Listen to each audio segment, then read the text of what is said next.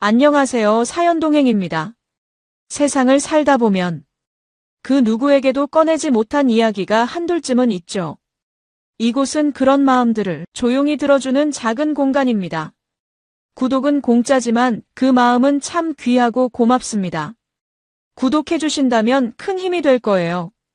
자, 그럼 오늘의 사연 시작합니다. 안녕하세요. 오늘 제가 들려드릴 이야기는 정말 믿기 어려운 일이지만 제가 직접 겪은 실화입니다. 저는 올해 45살 된 평범한 직장인 민석이라고 합니다. 결혼한 지 15년 차, 아내 유리와는 대학 시절 만나서 지금까지 함께 살아왔죠. 그동안 별다른 큰 문제 없이 평범하게 살았다고 생각했는데 몇 달 전부터 제 인생이 완전히 뒤바뀌는 일이 시작되었습니다.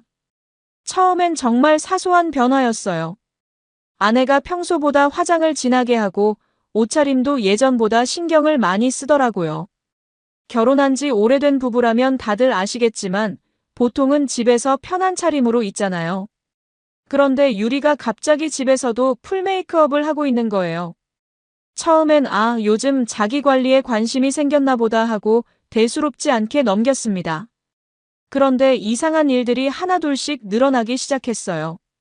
평소에 밤 9시면 잠옷으로 갈아입고 TV 보던 사람이 갑자기 밤 10시, 11시에 잠깐 나갔다 올게라고 하면서 화장을 다시 고쳐 바르고 외출을 하는 거예요. 물어보면 친구 만난다거나 급한 일이 있다고만 하더라고요. 제가 이 늦은 시간에 무슨 친구를 만나? 라고 물으면 요즘 사람들 다 늦게 만나잖아. 당신도 회사 사람들이랑 늦게까지 술 마시면서라고 되받아치더군요. 사실 그 말이 틀린 건 아니었어요. 저도 가끔 회사 동료들이랑 늦게까지 술 마시고 들어올 때가 있으니까요. 그래서 처음엔 맞네. 나도 그런데 아내가 친구 만나는 걸 뭐라고 할 수 있나 싶어서 그냥 넘어갔습니다. 하지만 이런 일이 일주일에 두세 번씩 반복되니까 뭔가 이상하다는 생각이 들기 시작했어요. 그리고 결정적으로 의심이 시작된 건 지난달 어느 목요일 밤이었습니다. 그날 저는 감기 때문에 일찍 퇴근해서 집에서 쉬고 있었어요. 아내는 오늘 대학 동기들이랑 저녁 먹기로 했다면서 오후 6시쯤 나갔는데 밤 11시가 넘어서야 들어왔어요. 그런데 집에 들어오자마자 바로 샤워를 하더라고요. 평소에는 저녁 먹고 와서 바로 잠옷 갈아입고 쉬는 사람이 말이에요. 더 이상했던 건 그 다음이었습니다. 샤워하고 나온 아내가 휴대폰을 계속 들여다보면서 혼자 웃고 있는 거예요. 누가 문자를 보냈나 싶어서 슬쩍 봤는데 화면을 후다닥 가리더라고요. 누구야? 라고 물어봤더니 그냥 동기들이 오늘 재밌었다고 사진 보내준 거야 라고 하면서 휴대폰을 뒤집어서 놓더군요. 그 순간 정말 이상하다는 생각이 확 들었어요. 평소 같으면 이거 봐. 누구누구가 이렇게 찍혔네 하면서 사진도 보여주고 그랬거든요. 그런데 그날은 완전히 숨기려고 하는 모습이 역력했어요. 하지만 제가 뭐라고 더 물어보기도 그렇고 그냥 그래, 재밌었겠네 라고 대답하고 말았습니다. 그날 밤 잠을 이루지 못했어요. 머릿속에서 계속 이상한 생각들이 돌더라고요. 설마 그런 일이? 하면서도 한편으론 아니야. 15년을 함께 산 사이인데 그럴 리 없어라는 생각도 들고요. 하지만 한번 의심이 시작되니까 모든 게 다 이상해 보이기 시작했습니다. 다음 날 아침 아내가 출근 준비를 하는 걸 유심히 봤어요. 평소보다 화장을 더 진하게 하고 향수도 뿌리고 옷도 예쁜 걸로 골라 입더라고요. 오늘 뭔가 특별한 일 있어? 라고 물어봤더니 아니, 그냥 기분이 좋아서라고 하면서 씩 웃더군요. 그 웃음이 왜 그렇게 어색해 보였는지 모르겠어요. 점심시간에 갑자기 확인하고 싶은 게 생겨서 집에 들렀습니다. 우리 차 블랙박스를 확인해 보려고 말이에요. 사실 블랙박스는 주차 중에도 녹화가 되거든요. 혹시나 해서 어젯밤 아내가 나간 시간대 영상을 찾아봤는데 정말 깜짝 놀랐습니다. 아파트 주차장에서 아내가 다른 차에 타는 모습이 그대로 찍혀 있었어요. 그 차의 운전석에는 젊은 남자가 앉아 있었고 아내는 조수석에 탔더라고요. 그리고 둘이 뭔가 친밀하게 대화를 나누는 모습까지 보였어요. 제 심장이 쿵쾅쿵쾅 뛰기 시작했습니다. 이게 뭐지? 누구야 이 남자는? 온갖 생각이 머릿속을 스쳐 지나갔어요. 그 남자의 얼굴을 자세히 보려고 영상을 확대해봤는데 어디서 본 듯한 얼굴이었어요. 한참을 생각해보니까 기억이 났습니다. 결혼 초기에 아내 앨범에서 봤던 얼굴이었어요. 그때 아내가 대학 때 사귀던 남친이야. 지금은 연락도 안 하고 지내라고 말했던 그 사람이었습니다. 강훈이라는 이름의 그 남자를 저는 분명히 기억하고 있었어요. 아내가 저와 사귀기 전에 약 3년 정도 만났던 전 남친이라고 했거든요. 그런데 지금 그 사람이 우리 아파트 주차장까지 와서 제 아내를 데리고 나간 거예요. 이게 우연의 일치일 리는 없다고 생각했습니다. 그 순간부터 제 머릿속은 완전히 하얘졌어요. 15년을 함께 산 아내가 전 남친과 몰래 만나고 있다는 현실을 받아들이기가 쉽지 않았거든요. 하지만 증거는 너무나 명확했습니다. 블랙박스에 찍힌 영상은 거짓말을 하지 않으니까요. 그날 오후 내내 일이 손에 잡히지 않았습니다. 블랙박스 영상 속 그 장면이 계속 머릿속에서 맴돌더라고요. 아내가 전 남친 강훈과 함께 있는 모습, 그리고 둘이 나누던 그 자연스러운 대화의 분위기까지. 이게 단순한 우연이나 일회성 만남이 아니라는 확신이 들었어요.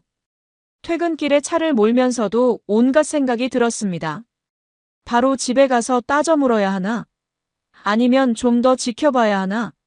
솔직히 말하면 당장이라도 집에 가서 야, 너 어제 누구랑 만났어? 강훈이랑 만난 거 다 봤어. 라고 소리치고 싶었어요. 하지만 뭔가 그러면 안 될 것 같은 직감이 있었습니다. 집에 도착했을 때 아내는 이미 와 있었어요. 평소와 다름없이 저녁 준비를 하고 있더라고요. 왔어? 오늘 일찍 왔네라고 하면서 환하게 웃어주는 모습을 보니까 정말 복잡한 심정이었습니다. 저 웃음이 진짜일까? 아니면 나를 속이기 위한 연기일까? 저녁을 먹으면서도 계속 아내를 관찰했어요. 평소와 다른 점이 있나 살펴보려고 했죠. 그런데 신기하게도 아내는 정말 자연스러웠어요. 오늘 있었던 일들을 얘기하고 제가 회사에서 힘든 일은 없었냐고 물어보고 주말에 뭐 할지 계획도 세우고요. 만약 제가 블랙박스 영상을 보지 않았다면 전혀 의심하지 않았을 정도로 평범했습니다. 그날 밤 잠자리에서도 아내는 평소처럼 행동했어요. 제 등을 쓰다듬어 주면서 오늘 많이 피곤하지? 푹 쉬어라고 말하더라고요. 그 순간 정말 화가 났습니다. 어떻게 이렇게 태어날 수 있지? 어제 다른 남자랑 만났으면서 어떻게 이렇게 자연스럽게 행동할 수 있어? 하지만 겉으론 아무렇지 않은 척했습니다.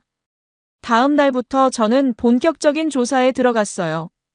우선 강훈이라는 놈에 대해 알아보기 시작했죠.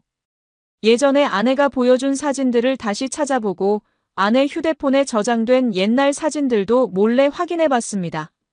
그리고 인터넷 검색을 통해 그놈의 현재 상황도 파악해보려고 했어요. 다행히 요즘 세상에는 SNS라는 게 있잖아요.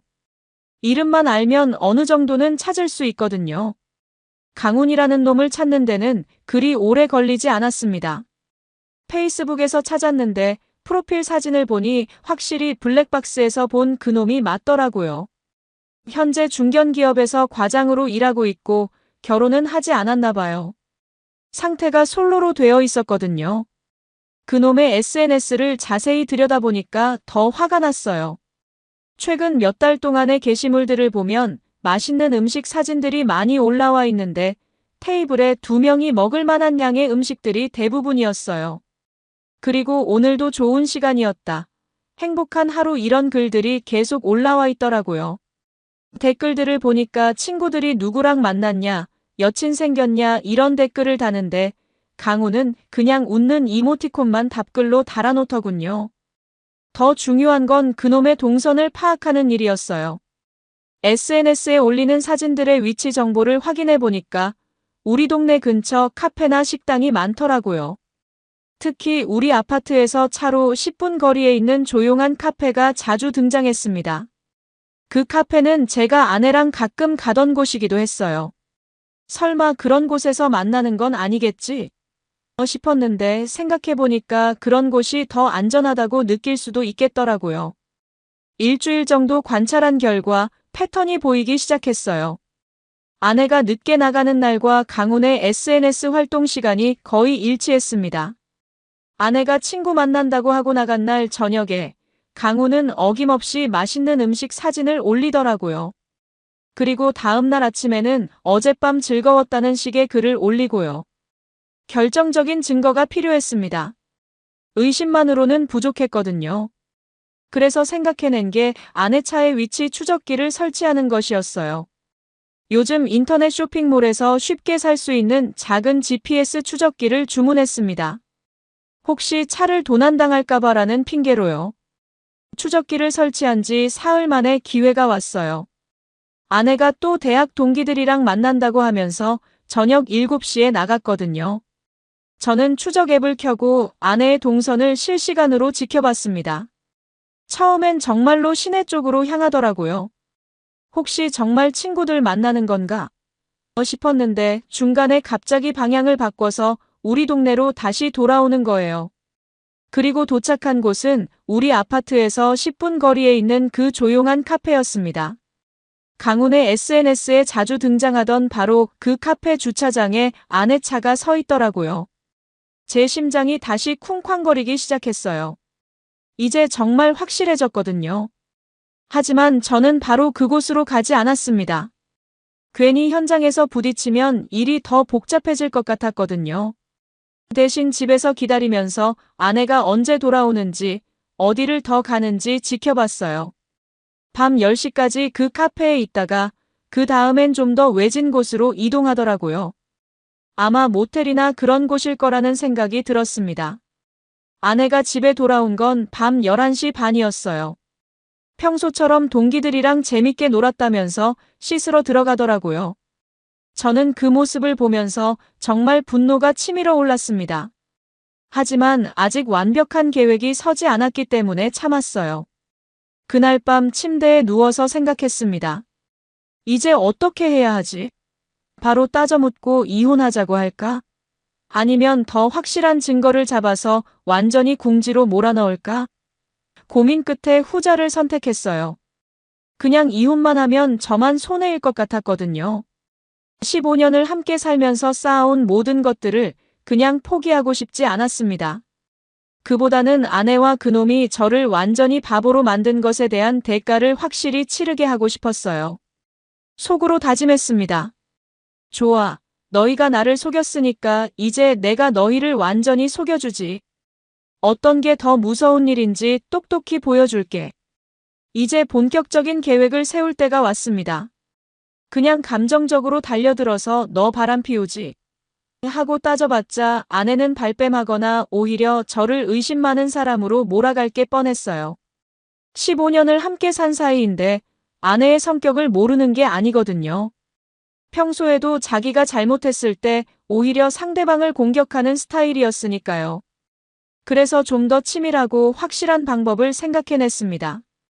바로 스토킹 피해자 컨셉을 만드는 것이었어요. 아내와 강훈이 몰래 만나고 있다는 사실을 이용해서 마치 강훈이 아내를 일방적으로 스토킹하고 있는 것처럼 상황을 조작하는 거였죠. 우선 아내 주변 사람들에게 슬쩍 얘기를 흘리기 시작했어요. 요즘 유리가 좀 이상해. 누군가 따라다니는 것 같다고 하던데 라는 식으로요. 처음엔 아내 직장 동료부터 시작했습니다.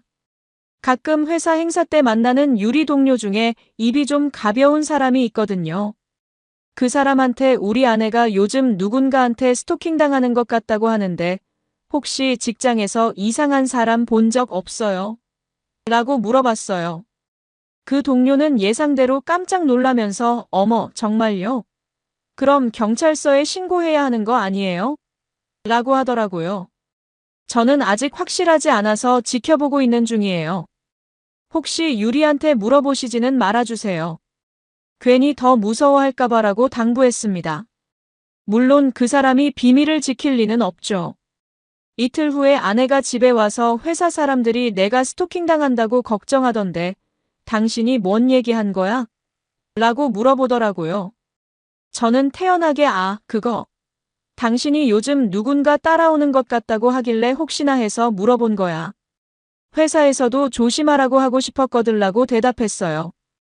아내는 잠깐 당황하는 듯 했지만 곧 그냥 착각이었나 봐. 너무 신경 쓰지 말라고 하면서 넘어가더군요. 하지만 저는 여기서 멈추지 않았어요. 다음 타겟은 아내 친정이었습니다. 장모님한테 전화를 드려서 어머니, 요즘 유리가 이상한 사람한테 따라다님을 당하는 것 같아요. 밤늦게 나갔다 올 때가 많아서 걱정이에요 라고 말씀드렸죠. 장모님은 당연히 깜짝 놀라시면서 어머, 그럼 빨리 경찰서에 신고해야지. 요즘 세상이 얼마나 무서운데라고 하시더라고요. 그날 저녁 아내한테 친정에서 전화가 왔어요. 장모님이 유리야, 민석이가 그러는데 누가 너를 따라다닌다며? 무서우니까 밤에 혼자 다니지 말고 어디 가더라도 민석이랑 같이 다녀라고 하셨나 봐요. 아내가 전화를 끊고 나서 저한테 왜 엄마한테까지 그런 얘기를 한 거야? 라고 따졌어요. 저는 진짜 걱정되는 표정을 지으면서 당신 안전이 걱정되니까 그런 거지. 혼자 해결하려고 하지 말고 주변에서 도와달라고 해야지라고 했습니다. 그러자 아내가 알겠어. 앞으로 조심할게. 그런데 너무 오버하지는 말라고 하더라고요. 이제 소문이 퍼지기 시작했어요. 아내 직장 동료들, 친정 식구들, 그리고 우리 동네 사람들까지 민석이네 아내가 스토킹 당한다더라는 얘기가 돌기 시작한 거죠. 심지어 아파트 경비 아저씨도 저한테 요즘 부인 조심하시라고 하세요. 이상한 사람들이 많아서라고 말씀하시더라고요. 가장 중요한 건 이 소문이 강훈의 귀에도 들어가도록 하는 것이었어요. 그래서 좀 더 적극적으로 나섰습니다. 강훈의 SNS 친구 중에 공통 지인이 있나 찾아봤는데 다행히 대학 동창 하나가 있더라고요. 그 친구한테 요즘 유리가 이상한 사람한테 스토킹 당해서 걱정이야. 혹시 너도 조심하라고 주변에 얘기 좀 해줘라고 부탁했어요. 며칠 후 강훈의 SNS를 확인해 보니까 평소보다 게시물이 뜸해지더라고요.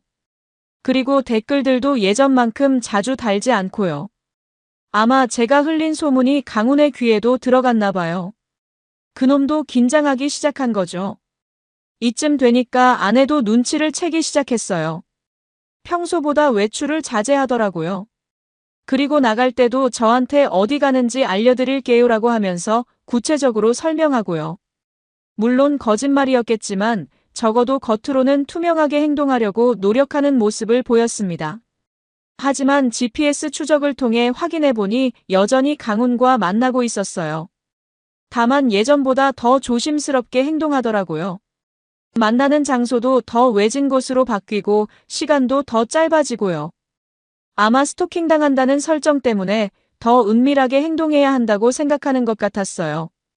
정말 웃기는 상황이었습니다. 제가 만든 가짜 스토킹 스토리 때문에 진짜 불륜 커플이 더 조심스럽게 행동하게 된 거니까요. 하지만 이게 제가 원하던 상황이었어요. 그들이 더 조심할수록 나중에 폭로했을 때의 충격이 더 클 테니까요. 특히 아내는 주변 사람들의 걱정을 받으면서 점점 더 피해자 역할에 빠져들어가고 있었어요. 요즘 정말 무서워. 누가 따라오는 것 같아라는 말을 자주 하더라고요. 처음엔 제가 만든 설정이었는데 아내 스스로가 그 역할을 연기하기 시작한 거였죠. 어느 날은 아내가 당신이 있어서 든든해. 만약 당신이 없었다면 정말 무서웠을 거야 라고 하면서 제 팔을 꼭 잡더라고요. 그 순간 정말 기가 막혔어요. 다른 남자랑 바람 피우면서 남편한테는 당신이 있어서 든든하다고 하다니. 이 정도면 정말 대단한 연기력이라고 해야 할까요? 하지만 저는 계속 착한 남편 역할을 했습니다. 걱정하지 마. 내가 꼭 지켜줄게. 우리 함께 이겨내자라고 하면서 아내를 안아주기도 했고요. 속으로는 좋아, 계속 그렇게 연기해. 나중에 진실이 밝혀졌을 때 더 창피할 테니까라고 생각하면서요. 이제 1단계는 성공적으로 마무리되었습니다. 주변 사람들 모두가 우리 부부를 스토킹 피해를 당하는 불쌍한 부부로 인식하게 되었거든요. 이제 2단계로 넘어갈 때가 왔어요. 더 구체적이고 결정적인 증거를 만들어낼 차례였습니다. 제가 만든 스토킹 피해자 설정이 예상보다 훨씬 잘 먹혀 들어가고 있었어요. 주변 사람들은 모두 우리를 동정의 눈으로 바라보기 시작했고, 아내는 점점 더 그 역할에 몰입해가고 있었습니다. 정말 아이러니한 상황이었죠. 실제로는 불륜을 저지르고 있으면서도 겉으로는 완벽한 피해자 행세를 하고 있으니까요. 아내의 변화가 정말 놀라웠어요. 평소에는 당당하고 자신감 넘치는 스타일이었는데 갑자기 소심하고 불안해하는 모습을 연기하기 시작한 거예요. 집에 들어올 때마다 뒤에서 누가 따라오는 것 같았어라고 하거나 오늘 지하철에서 이상한 남자가 계속 쳐다봤어라는 식으로 말하더라고요. 처음엔 제가 시작한 거짓말이었는데 이제는 아내가 스스로 그 설정을 발전시켜 나가고 있었습니다. 심지어 친구들한테 전화할 때도 요즘 무서운 일이 있어서 밤에 못 나가겠어라고 하더라고요. 물론 실제로는 강훈과 계속 만나고 있으면서 말이에요. GPS 추적을 통해 확인해보니 아내와 강훈은 더욱 교묘하게 행동하고 있었어요. 이제는 아예 만나는 패턴을 바꿔버렸더라고요. 예전에는 저녁에 만났는데 이제는 낮 시간에 만나기 시작했어요. 제가 회사에 있는 시간을 노린 거죠. 어느 날 오후에 갑자기 배가 아파서 조퇴를 하고 집에 갔는데 아내가 없더라고요. GPS를 확인해보니 시내 한복판에 있었어요. 그런데 아내가 저한테 보낸 문자를 보니까 오늘 오후에 병원 갔다 올게. 요즘 스트레스 때문에 속이 안 좋아서라고 되어 있었거든요. 실제로 아내가 있는 곳은 병원이 아니라 호텔 근처였어요. 정확히는 시내 중심가에 있는 비즈니스 호텔 주차장이었습니다. 그 순간 정말 화가 치밀어 올랐지만 계획을 망칠 수는 없었어요. 대신 더 확실한 증거를 잡기 위해 그곳까지 가서 멀리서 지켜봤습니다. 1시간 정도 기다리니까 아내와 강훈이 호텔에서 나오더라고요. 둘 다 머리가 좀 헝클어져 있었고 옷차림도 어딘가 어색했어요. 강훈이 아내의 허리에 손을 올리고 있는 모습을 보는 순간 정말 죽이고 싶었습니다. 하지만 꼭 참았어요. 휴대폰으로 사진을 몇 장 찍어놓고 조용히 자리를 떴습니다. 집에 와서 기다리고 있으니까 아내가 오후 4시쯤 들어오더라고요. 병원에서 검사 받느라 시간이 오래 걸렸어. 다행히 별 이상은 없다고 하네라고 하면서 자연스럽게 거짓말을 하더군요. 저는 그래, 다행이다. 몸 조심해라고 대답했지만 속으로는 정말 분노가 끓어오르고 있었어요. 그런데 더 기가 막힌 건 그 다음이었어요. 저녁 먹을 때 아내가 갑자기 요즘 그 스토커 때문에 정말 스트레스 받아. 오늘 병원에서도 누가 따라온 것 같아서 무서웠어라고 하는 거예요. 방금 전까지 다른 남자랑 호텔에 있었으면서 어떻게 이런 말을 할 수 있는지 정말 이해가 안 됐습니다. 저는 진짜 걱정하는 척하면서 그럼 다음부터는 내가 같이 가줄게. 혼자 다니면 위험해라고 했어요. 그러자 아내가 깜짝 놀라는 표정을 짓더라고요. 아마 제가 같이 다니자고 하면 강훈과 만나기 어려워지니까 당황한 거겠죠. 아니야, 괜찮아. 당신도 회사 일 바쁜데 나 때문에 시간 뺏으면 안 되지라고 하면서 손사래를 치더라고요. 그리고 병원은 사람 많은 곳이니까 안전할 거야. 너무 걱정하지 말라고 덧붙였습니다. 이때부터 아내와 강훈의 행동 패턴이 더욱 교묘해졌어요. 아예 스토킹 피해 설정을 역이용하기 시작한 거예요. 예를 들어 오늘 그 사람이 또 따라올 것 같으니까 일부러 복잡한 길로 돌아서 갈게라고 하면서 외출 시간을 더 늘리거나 친구랑 같이 있으면 안전할 것 같아서 오늘은 늦게 들어올게라고 핑계를 대는 식이었죠. 심지어 강훈도 이 설정에 맞춰 행동하고 있는 것 같았어요. SNS에 올리는 게시물들이 완전히 바뀌더라고요. 예전에는 맛있는 음식 사진이나 데이트 인증샷 같은 걸 올렸는데 이제는 혼자 있는 모습만 올리고 있었어요. 오늘은 집에서 조용히라든지 혼자만의 시간이라는 식으로요. 하지만 GPS 추적 결과는 거짓말하지 않았습니다. 아내와 강훈은 여전히 정기적으로 만나고 있었어요. 다만 만나는 방식이 더 치밀해졌을 뿐이죠. 이제는 각자 다른 장소에서 출발해서 중간 지점에서 만나거나 아예 시외로 나가서 만나기도 하더라고요. 어느 날은 정말 가관이었어요. 아내가 오늘 스토커가 우리 아파트 앞까지 왔던 것 같아. 진짜 무서워서 친구 집에서 자고 올게라고 하더라고요. 그런데 GPS를 확인해 보니 인근 펜션에 있었어요. 강훈과 함께 하룻밤을 보내면서 저한테는 친구 집에서 잔다고 거짓말을 한 거죠. 다음 날 아침 아내가 돌아와서는 친구가 많이 위로해줘서 마음이 좀 나아졌어라고 하더라고요. 그리고 당신이 항상 내 편이 되어줘서 고마워. 이런 힘든 시기에 당신이 없었다면 어떻게 했을지 몰라라고 하면서 제 손을 꼭 잡더군요. 그 순간 정말 소름이 돋았어요. 다른 남자와 하룻밤을 보내고 온 여자가 남편한테 당신이 있어서 든든하다고 말하다니. 이 정도면 정말 천부적인 연기 재능이라고 해야 할까요? 주변 사람들의 반응도 점점 더 극성이 되어 갔어요. 장모님은 매일 전화해서 유리 괜찮냐, 혹시 그 나쁜 놈이 또 나타나지 않았냐고 물어보시고, 아내 직장 동료들은 우리가 번갈아 가면서 유리 언니 집까지 바래다 줄게라고 하더라고요. 심지어 우리 아파트 주민들도 민석이네 부인 조심하라고 전해달라는 말을 자주 했어요.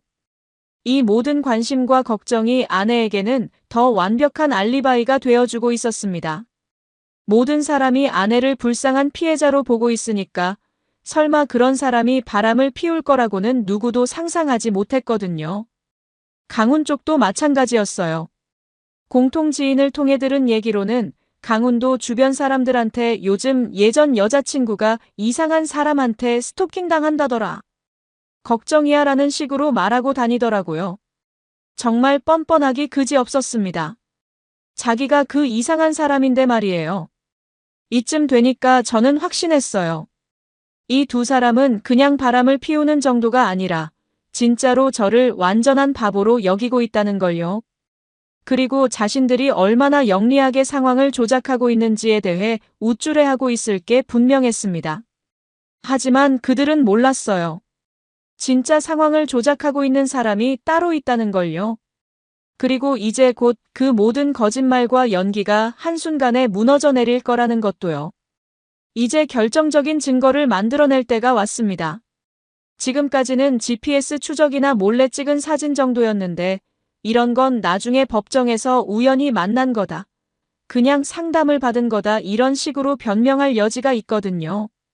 완전히 꼼짝 못하게 만들려면 더 확실하고 결정적인 증거가 필요했어요. 그래서 생각해낸 게 바로 지인을 이용하는 것이었습니다. 제 대학 동창 중에 사진 찍는 일을 하는 친구가 있어요. 프리랜서 포토그래퍼인데 이런 쪽 일에 경험이 많거든요. 그 친구한테 사정을 털어놓고 도움을 요청했습니다. 형, 사실 내 아내가 바람 피우고 있어. 그런데 확실한 증거가 필요해서 그러는데 도와줄 수 있어? 라고 직접적으로 말했어요. 친구는 깜짝 놀라면서도 그런 일이 있었구나. 당연히 도와줘야지. 뭘 어떻게 하면 되는데? 라고 하더라고요. 제가 친구에게 부탁한 건 간단했어요. 아내와 강훈이 만나는 장소에 미리 가서 숨어 있다가 둘이 나타나면 사진과 동영상을 찍어달라는 거였죠. 특히 둘이 스킨십하는 장면이나 키스하는 장면, 그리고 모텔이나 호텔에 들어가는 장면을 잡아달라고 했어요. 하지만 이걸 그냥 불륜 증거로 쓸 게 아니야. 좀 더 교묘하게 써야 해라고 설명했습니다. 친구가 의아해하자 제가 지금까지 만들어온 스토킹 피해자 설정에 대해 자세히 설명해줬어요. 그러자 친구가 그럼 이 사진들을 마치 스토킹 증거인 것처럼 포장하자는 거구나. 라고 이해하더라고요. 정확히 그거였어요. 찍힌 사진들을 보면 마치 강훈이 아내를 일방적으로 따라다니면서 스토킹하고 있는 것처럼 보이게 만드는 거였죠. 실제로는 둘이 합의하에 만나고 있지만 아무것도 모르는 사람이 보기에는 이 남자가 저 여자를 스토킹하고 있구나라고 생각하도록 하는 거였습니다. 첫 번째 촬영은 일주일 후에 이루어졌어요. GPS로 아내의 위치를 확인하고 친구에게 미리 연락해서 그 장소 근처에서 대기하게 했습니다. 그날 아내는 병원에 정기검진 받으러 간다고 하고 나갔는데 실제로는 시내 카페에서 강훈과 만났어요. 친구가 찍어온 사진들을 보고 정말 깜짝 놀랐습니다. 각도와 타이밍이 정말 기가 막혔어요. 아내가 카페 앞에서 기다리고 있는데 강훈이 뒤에서 나타나는 장면, 강훈이 아내의 어깨에 손을 올리는 장면, 둘이 함께 걸어가는 장면 등이 마치 영화의 한 장면처럼 찍혀 있었어요. 특히 인상적이었던 건 강훈이 아내를 뒤에서 껴안는 장면이었는데 각도상 마치 강훈이 아내를 억지로 붙잡고 있는 것처럼 보였어요. 실제로는 둘이 애정 표현을 하고 있는 거였지만 사진만 보면 남자가 여자를 강제로 붙잡고 있다고 해석할 수 있을 정도였거든요. 이 사진들을 가지고 본격적인 2단계 작전에 들어갔어요. 우선 장모님한테 전화를 드렸습니다. 어머니, 큰일 났어요. 유리를 스토킹하던 그 남자를 드디어 찾았어요. 사진도 찍었거든요 라고 말씀드렸죠. 장모님은 당연히 어머, 정말? 그럼 빨리 경찰서에 가야지. 라고 하셨어요. 저는 네, 그런데 그 전에 어머니께 보여드리고 싶어서요. 혹시 아시는 분인지 확인해 보시라고 했습니다. 실제로 강훈은 예전에 장모님도 몇 번 본 적이 있는 사람이었거든요. 다음날 장모님이 우리 집에 오셨어요. 사진들을 보여드리자 장모님 얼굴이 하얗게 질리더라고요. 어머, 이게 강훈이네. 유리 대학 때 사귀던 그 남자 아니야? 라고 하시면서 깜짝 놀라셨어요. 저는 일부러 더 놀란 척하면서 네. 유리 전 남친이요? 그럼 이게 우연이 아니라는 얘기네요? 라고 했습니다. 장모님은 그럼 이 남자가 유리를 그리워해서 이런 짓을 하고 있는 거구나. 정말 무서운 일이야 라고 하시더라고요. 장모님은 당장 유리를 불러서 사진을 보여주고 싶어 하셨지만 저는 말렸어요. 아직 유리한테는 말하지 마세요. 너무 충격받을까봐 걱정이에요. 일단 경찰서에 신고부터 하고 그 다음에 조심스럽게 얘기해주는 게 좋을 것 같아요 라고 했죠. 하지만 당연히 장모님이 비밀을 지킬 리는 없었어요. 그날 저녁 아내한테 전화해서 모든 걸 다 얘기해버리셨거든요. 아내가 집에 와서 엄마가 그러는데 그 스토커가 내 전 남친이라며? 정말이야? 라고 물어보더라고요. 저는 심각한 표정을 지으면서 응, 사진을 보니까 확실해. 강훈이 맞더라. 너를 아직도 못 잊어서 이런 짓을 하고 있는 것 같아라고 했어요. 아내는 잠깐 당황하는 것 같았지만 곧 정말 무서워. 어떻게 이런 일이 일어날 수 있어? 라고 하면서 떨리는 목소리로 말하더라고요. 그 순간 아내의 연기력에 정말 감탄했어요. 방금 전까지 그 남자와 밀회를 즐기고 있었으면서 어떻게 이렇게 자연스럽게 무서워하는 척을 할 수 있는지 말이에요. 하지만 저도 지지 않았죠. 걱정하지 마. 내가 꼭 이 문제를 해결해 줄게. 절대 그놈이 너한테 해를 끼치지 못하게 할 거야 라고 하면서 아내를 꼭 안아줬어요. 다음 날부터 아내와 강훈의 행동이 완전히 달라졌어요. 아무래도 강훈의 정체가 밝혀진 상황에서는 더 이상 예전처럼 만나기 어려워진 거죠. 하지만 그들은 포기하지 않았어요. 오히려 더 교묘한 방법을 찾아내더라고요. 이제는 아예 스토킹 때문에 피해를 본다는 설정을 더욱 적극적으로 활용하기 시작했어요. 아내는 강훈이가 계속 따라다니니까 일부러 복잡한 길로 돌아서 다녀야겠어라고 하면서 외출 시간을 더 늘렸고 강훈은 SNS에서 아예 활동을 중단해버렸어요. 마치 정말로 몰래 누군가를 스토킹하는 사람처럼 행동하기 시작한 거죠. 하지만 이 모든 게 제 계획대로 돌아가고 있었어요. 주변 사람들은 모두 불쌍한 민석이네. 아내가 전 남친한테 스토킹당하고 있다니라고 동정하고 있었고 아내와 강훈은 자신들이 얼마나 영리하게 상황을 모면하고 있는지 우쭐해하고 있었겠죠. 하지만 그들은 몰랐어요. 이 모든 상황이 제가 치밀하게 설계한 함정이라는 걸요. 그리고 이제 곧 그 함정의 문이 완전히 닫힐 거라는 것도요. 이제 정말 결정적인 순간이 다가오고 있었습니다. 지금까지는 상황을 조성하고 증거를 모으는 단계였다면 이제는 완전히 숨통을 조이는 단계에 들어선 거죠. 아내와 강훈이 아무리 조심스럽게 행동해도 결국은 본성을 드러낼 수밖에 없을 거라고 확신했어요. 그래서 더욱 치밀한 감시를 시작했습니다. 단순히 GPS 추적만으로는 부족했어요. 이제는 스토킹 피해를 막기 위해서라는 명목으로 더 강력한 감시 장치들을 설치할 수 있게 되었거든요. 누구도 의심하지 않는 완벽한 명분이 생긴 거죠. 우선 아내 차에 추가로 녹음기를 설치했어요. 요즘 나오는 소형 녹음기는 정말 성능이 좋더라고요. 10시간 이상 연속 녹음이 가능하고 음질도 깨끗해서 대화 내용을 선명하게 들을 수 있었어요. 혹시 스토커가 차에 뭔가 이상한 짓을 할까봐 녹음기를 달아놓았다고 아내한테 설명했죠. 아내는 정말 좋은 생각이야. 증거가 있어야 경찰서에서도 제대로 수사하겠지라고 하면서 오히려 고마워하더라고요. 정말 아이러니한 상황이었어요. 자신의 불륜 현장을 녹음할 장치를 자기가 찬성하고 있으니까요. 며칠 후 드디어 결정적인 순간이 왔습니다. 아내가 오늘 친구랑 쇼핑하러 간다고 하고 오후에 나갔는데 GPS 추적 결과 시외로 나가더라고요. 평소보다 훨씬 멀리 가는 거였어요. 아마 아무도 모르는 곳에서 만나려고 하는 것 같았습니다. 저는 친구에게 연락해서 오늘이 결정적인 날이 될 것 같아. 좀 더 멀리까지 따라와 줄 수 있어? 라고 부탁했어요. 친구는 당연하지, 끝까지 가보자라고 하면서 흔쾌히 응해줬습니다. 추적 결과 아내는 인근시의 한 리조트에 도착했어요. 그곳은 커플들이 주로 이용하는 곳으로 유명한 곳이었거든요. 친구가 미리 가서 숨어 있다가 찍은 사진들을 보고 정말 기가 막혔습니다. 강훈이 리조트 입구에서 아내를 기다리고 있다가 아내가 도착하자마자 달려가서 껴안는 장면이 선명하게 찍혀 있었어요. 그리고 둘이 손을 잡고 리조트 안으로 들어가는 모습까지요.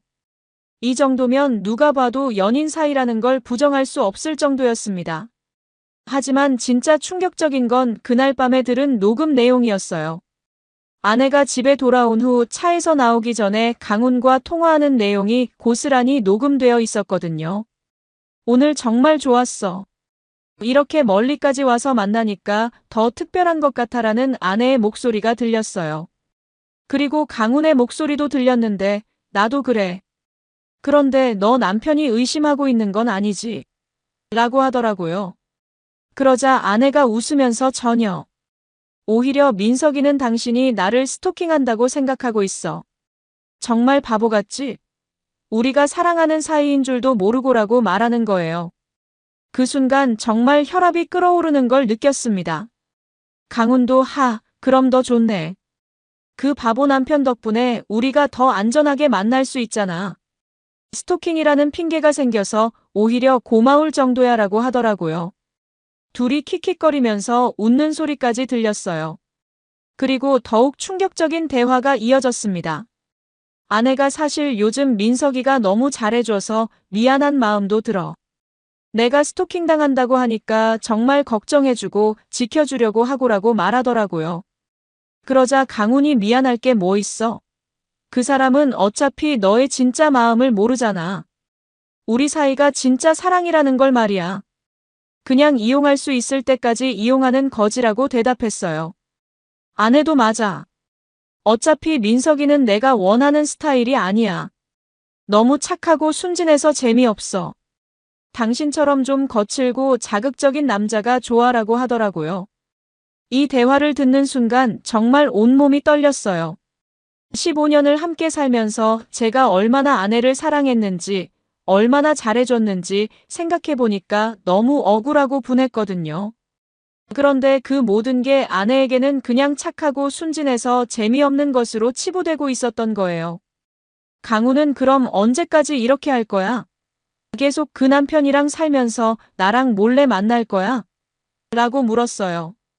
아내는 잠깐 생각하더니 아직은 때가 아니야. 민석이랑 이혼하려면 재산 분할 문제도 있고 복잡해.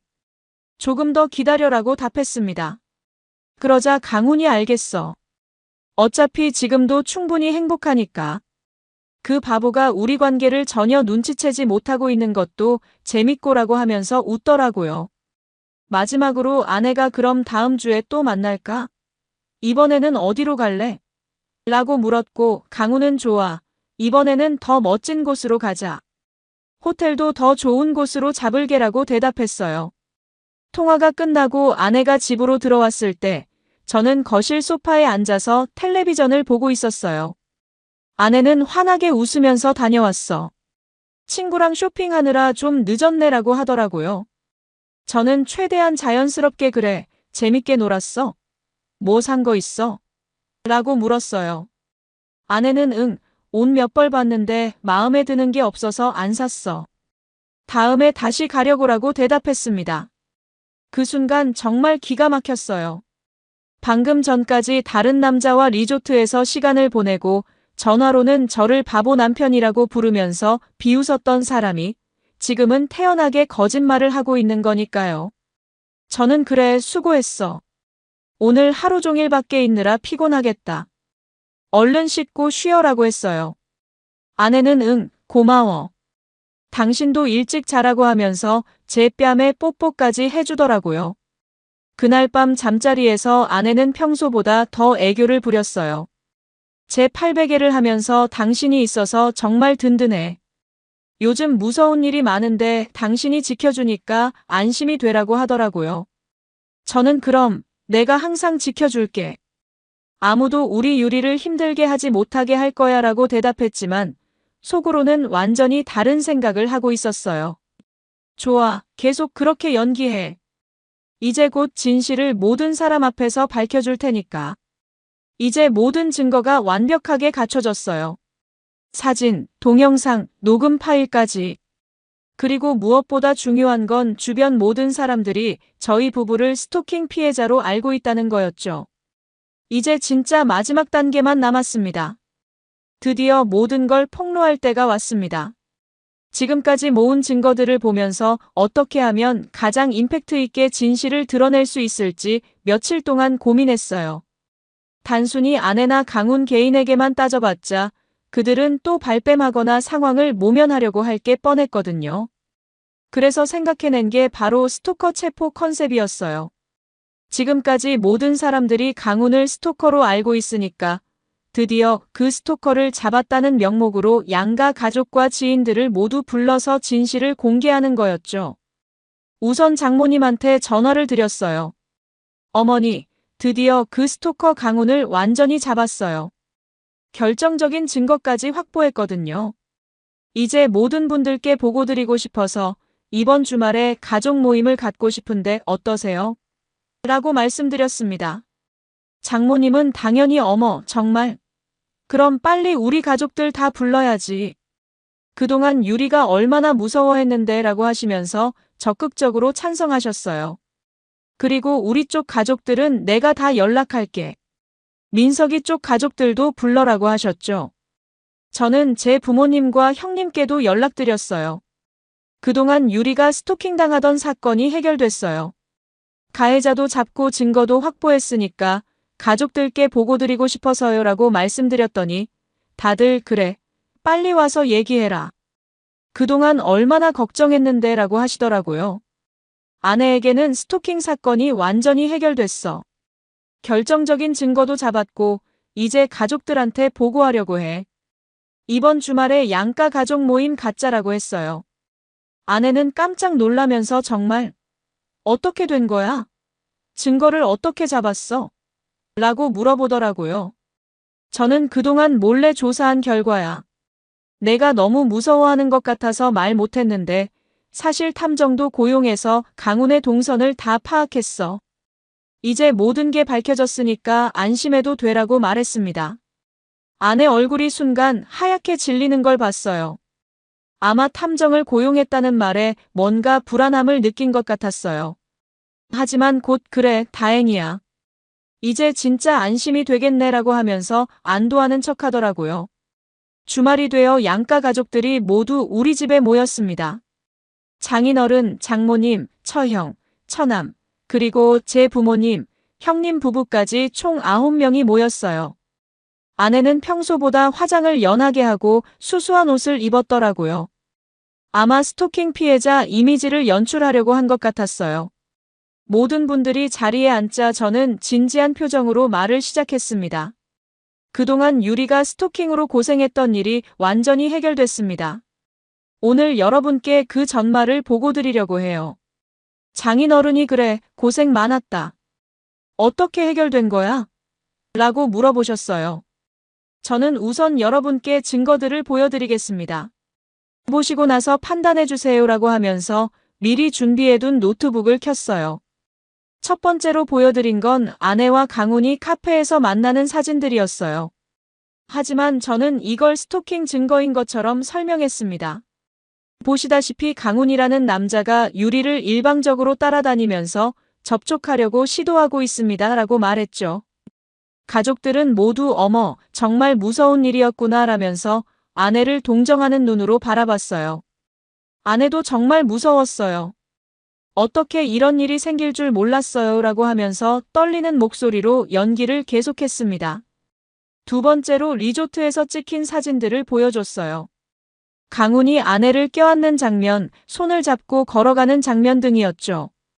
저는 여전히 보시다시피 강훈이 유리를 강제로 끌고 가려고 하고 있습니다. 라고 설명했어요. 그런데 이때 제 형님이 이상하다는 표정을 지으시더라고요. 민서가, 그런데 이 사진들 좀 이상하지 않나? 여자가 억지로 끌려가는 것 같지는 않은데. 라고 말씀하셨어요. 바로 그때였습니다. 저는 맞습니다, 형님. 사실 이건 단순한 스토킹이 아니었어요. 라고 하면서 분위기를 바꿨어요. 그리고 세 번째 증거인 녹음 파일을 틀었습니다. 스피커에서 아내와 강훈의 대화가 흘러나오기 시작했어요. 오늘 정말 좋았어. 이렇게 멀리까지 와서 만나니까 더 특별한 것 같아라는 아내의 목소리가 방 안에 울려 퍼졌습니다. 그 순간 모든 사람들의 얼굴이 충격으로 굳어졌어요. 특히 아내는 완전히 얼어붙은 표정이었고 장모님은 이게 뭐야? 유리 목소리 아니야? 라고 하시면서 당황하셨어요. 녹음이 계속 이어졌습니다. 민석이는 당신이 나를 스토킹한다고 생각하고 있어. 정말 바보 같지? 우리가 사랑하는 사이인 줄도 모르고라는 아내의 음성이 나오자 방 안이 완전히 조용해졌어요. 그리고 강훈의 그 바보 남편 덕분에 우리가 더 안전하게 만날 수 있잖아라는 말이 나오자 장인어른이 벌떡 일어나시면서 이게 도대체 뭔 소리야? 라고 소리치셨어요. 녹음이 끝나자 저는 조용히 말했습니다. 지금까지 들으신 게 바로 진실입니다. 유리는 스토킹당한 피해자가 아니라 전 남친과 불륜을 저지르고 있었던 거예요. 그리고 저를 완전히 바보로 만들면서 즐기고 있었고요. 아내가 벌떡 일어나더니 아니야. 이건 오해야. 설명할 수 있어. 라고 소리쳤어요. 하지만 어머님이 무슨 오해야. 내 목소리로 다 들었는데. 라고 하시면서 화를 내셨죠. 장모님도 유리야, 이게 정말이냐? 15년을 함께 살면서 어떻게 이런 일을 할 수 있어? 라고 하시면서 실망스러운 표정을 지으셨어요.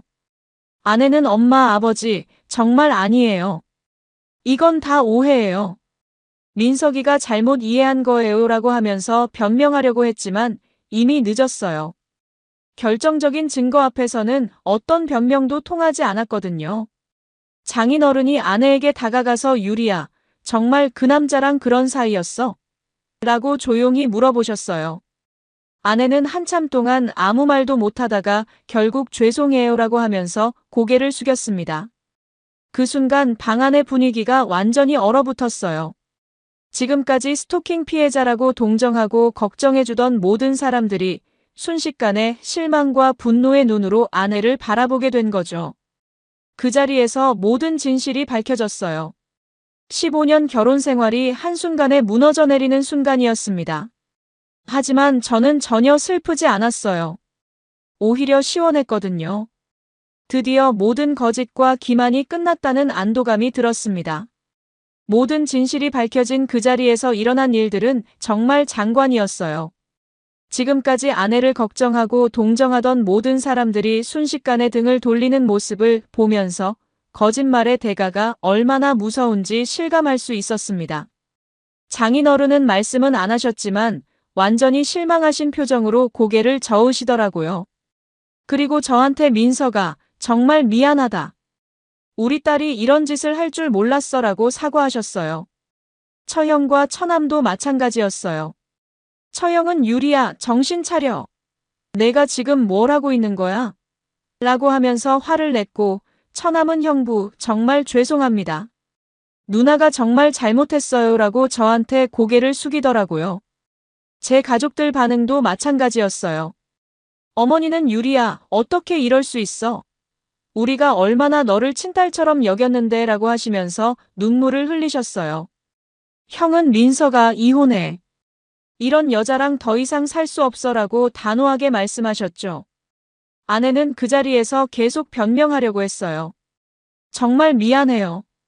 잠깐 정신이 나갔던 거예요. 다시는 이런 일 없을게요 라고 하면서 용서를 빌었지만 이미 늦었어요. 15년간 쌓아온 신뢰가 한순간에 무너져버린 상황에서 무슨 말을 해도 소용없었거든요. 저는 그 자리에서 차분하게 말했습니다. 여러분, 저는 이미 결정했어요. 이혼 소송과 동시에 상간자 소송도 진행할 거예요. 지금까지 모은 증거들로 충분히 승소할 수 있거든요. 그러자 아내가 민서가 제발 한 번만 용서해줘. 정말 정신 나간 거였어. 앞으로 절대 그런 일 없을게라고 하면서 제 앞에 무릎을 꿇더라고요. 하지만 저는 전혀 흔들리지 않았어요. 유리야, 내가 강훈이랑 통화할 때 뭐라고 했는지 기억해? 나를 바보 남편이라고 했지? 그리고 나는 착하고 순진해서 재미없다고도 했고. 그런 사람이 지금 와서 용서를 빈다고? 라고 말했어요. 아내는 할 말이 없어서 그냥 울기만 하더라고요. 하지만 저는 동정심이 전혀 생기지 않았어요. 지금까지 저를 얼마나 우롱했는지 생각하면 화만 났거든요. 다음 주부터 본격적인 법적 절차에 들어갔어요. 우선 이혼 소송을 제기했고 동시에 강훈을 상대로 상간자 소송도 걸었습니다. 변호사는 이 정도 증거면 100% 승소예요. 위자료도 상당히 많이 받을 수 있을 거예요 라고 자신있게 말하더라고요.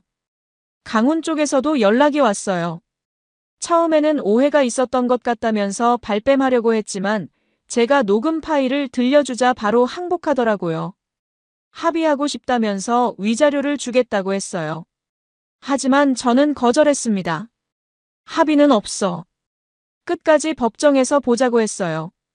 이 정도로 저를 우롱한 대가를 제대로 치르게 하고 싶었거든요. 법정에서의 과정은 정말 속 시원했어요. 판사 앞에서 모든 증거들이 공개되었고 아내와 강훈은 아무런 변명도 할 수 없었어요. 특히 녹음 파일이 나왔을 때 법정 안의 분위기가 완전히 차가워지더라고요. 아내 측 변호사가 일시적인 정신적 혼란 상태였다고 변명했지만 판사는 계획적이고 지속적인 불륜이었으며 배우자를 기만한 것이 명백하다고 판결했어요. 위자료는 제가 요구한 금액 그대로 인정되었고 재산 분할도 제게 유리하게 결정되었습니다. 강훈도 마찬가지였어요. 상간자 소송에서 완전히 패소했고 거액의 위자료를 지급하라는 판결을 받았어요. 그 과정에서 강훈의 직장에도 이 사실이 알려졌고 결국 회사에서 징계를 받고 퇴사하게 되었더라고요. 가장 통쾌했던 건 주변 사람들의 반응이었어요. 그동안 아내를 동정하고 걱정하던 모든 사람들이 진실을 알고 나서는 완전히 등을 돌렸거든요. 아내 직장 동료들도 그런 사람인 줄 몰랐다면서 차가운 시선을 보냈고 동네 사람들도 민석이가 정말 불쌍했겠다면서 저를 위로해줬어요. 아내는 결국 직장도 그만둬야 했어요.